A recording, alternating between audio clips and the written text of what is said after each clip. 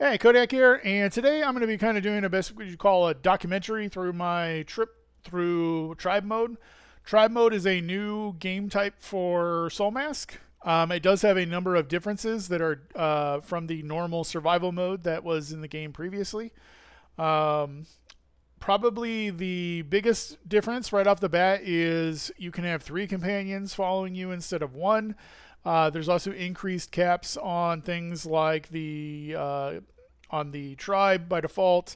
So, for example, you can have up to 50 tribesmen by default, which is pretty big compared to like the 20, I believe, in survival mode. A number of technologies are actually condensed. So, for example, here on stone weapons, all of stone weapons are condensed into the single point instead of these each being in their own individual thing that you have to unlock. So that's a little nice. However, the offset is there is a number of technologies that are gated by tribe level. So, for example, bronze fire pit, you need tribe level 2. Without bronze fire pit, you can unlock smelting technique. So that means you can't go to bronze until you complete T1, and T1 included killing Sabretooth. So I had to clear the Sabretooth boss to actually get to rank 2 to even get to that point. So that affects a number of things. For example, like the windmills and ropeways aren't even available until tribe level 3, which you have to defeat Fog Frog for. So definitely some new, interesting new differences in those types of settings. Speaking of settings, I did switch up my settings to full power, but I did scale back the combat to just 1.0. I don't want to deal less damage and I don't want to take more damage. I played hard mode before. It's just not very interesting to me. There's a lot of, kind of play perfectly or die scenarios that I just don't particularly find fun. Um, I did leave in all the increased requirements for, like, tribesmen use more food, I use more food, everything. Things don't grow as fast, you don't get as many resources, a lot of those types of settings. They're more standard, but they're standard to survival, so I'm already used to that. So it's not really too bad for me.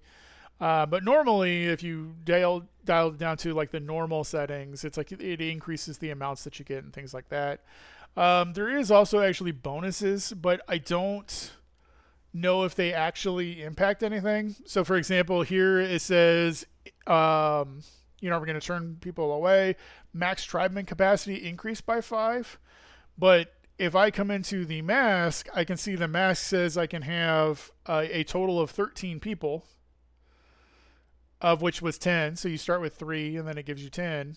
And then if I come into my clan, it still only shows 13. So I don't know how many of those bonuses are actually impacting anything or actually doing anything.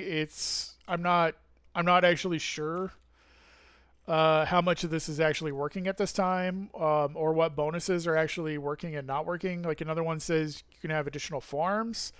The farms were before gated by the bonfire level that you could have. So does this just mean because now I can place a bonfire now and I get 4 additional farmland? I don't know. But that's what I kind of aim to find out. Otherwise, I plan to kind of summarize what I've done, steps I've taken, and things of that nature. So with that said, I'll go ahead and get started with that. I did start out with the Conquest Mask. Conquest Mask is by far the best starting mask, hands down, no questions now.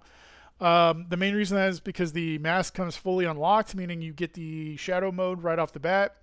Shadow mode basically gives you invisibility for 35 seconds, but you'll see on the bottom right, it only has like a 15-second cooldown. So that's basically permanent invisibility that you can basically... Invisibility, for those who don't know, is dumb strong in this game. You can pretty much walk past everything. If there's a difficult part, just walk past it. Go invisible. You can loot there's a large number of chests that you can loot while invisible. No problems. NPCs don't really care. So getting that right off the bat, right at character creation, is honestly, it's crazy. So definitely the strongest one to have by far. Huge recommend.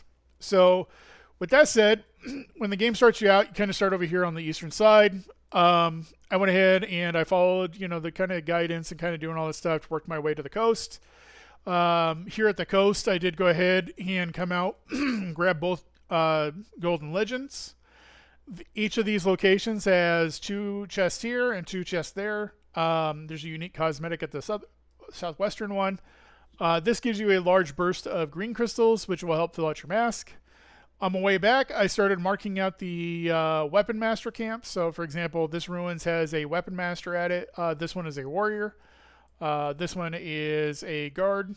This one is a warrior, and then this one is a hunter. So that kind of gives me like a good mix of weapon masters to start with. So that one ended up being trash. Immediately got rid of them. Do not feel bad at all. There are an endless amount of them. Just if they're bad, get rid of them. Don't think about it. If they have bad negatives, or they have loves and likes that you don't want to deal with, things like that, you can completely devalue them and get rid of them. The nice thing about churning through all these guys is they do always drop pretty much either yellow or legendary bone weapons. So like all these things you can see crafted by tribal master craftsmen. It's like all my gear has been basically made by the NPCs, and basically churning through those weapon masters, getting them. They will hit very hard, so you do kind of have to watch what you're doing. But if you can get them down, you get your own bone weapons. Now you hit hard and you can kill them pretty easily. So when I say, get bodies, they don't have to be good. This body had good hearing. That's a trash talent. It's like arguably the most useless talent that you can have as a PC. I don't really care. It's not bad. There's no negatives. I'm good with that. And basically I found a couple more that are basically the same, where they're nothing good, but nothing bad. So so coming back from the masks, I checked that guy. I then immediately unlocked my golden legend mask at the Mysterious Ruins. The Mysterious Ruins tables now actually count as mask tables that you can actually unlock and get into new masks. So I was able to go ahead and unlock the golden legend and immediately swap over to start the XP process. Went through my weapon masters. All of these were terrible. Not a problem, but I did actually manage to find a couple of good or decent crafters at the Mysterious Ruins. There's always a crafter now at these Mysterious Ruins, so I grabbed 2 of those, and I came over here to make a base. The base that I made is nothing special. It is literally a hut. It is not meant to be big. You don't want to build up because you're going to be moving. Previously, in other versions of the game, when you come down here to tribe defense, these types of areas in the eastern rainforest were immune to fever and invasion, but that is no longer the case.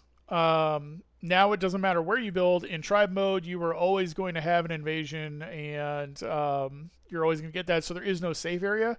And if there is no safe area, then I don't want to live in, kind of like the crappy beginning zone. I want to actually move out towards where there's going to be like tin and copper and things like that. So I already know I'm going to live here. I know this from past playthroughs. That's where I want to live. It's close enough. It'll end up being really good long term. So that's exactly where I want to go. So I'm going to be moving over there at some point, but not quite yet. So the point is I don't want to build up here too much because I'm going to have to carry my crap. Most guys that you tame can carry about 100 weight.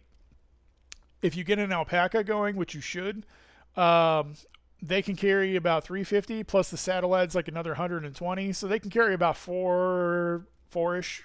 So that's not too bad. And if you keep to just thatch boxes, you don't build up too much. You just kind of build exactly what you need and kind of keep progressing. Like here, I just basically built up till I can get, decent beast fur armor going. I'm just immediately going out. I built up some buildings, so that way when we build at the new location, we're good for that. But otherwise, I'm not trying to gather too many resources. I'm not trying to do much stuff because anything I gather, I got to move. So in total, I got about 2 trips, so that's not too bad. But I'm probably going to wait until I build a portal because that's kind of like my next step for here. So I'll just probably wait till I get, portal, especially now that you make 2 portals when you make them. So after that, I continued farming weapon masters, kind of coming through these camps. Occasionally, I'd pass by these ruins as well. Get a little ancient tablet knowledge, picking up the ruins. That gives you more green crystals.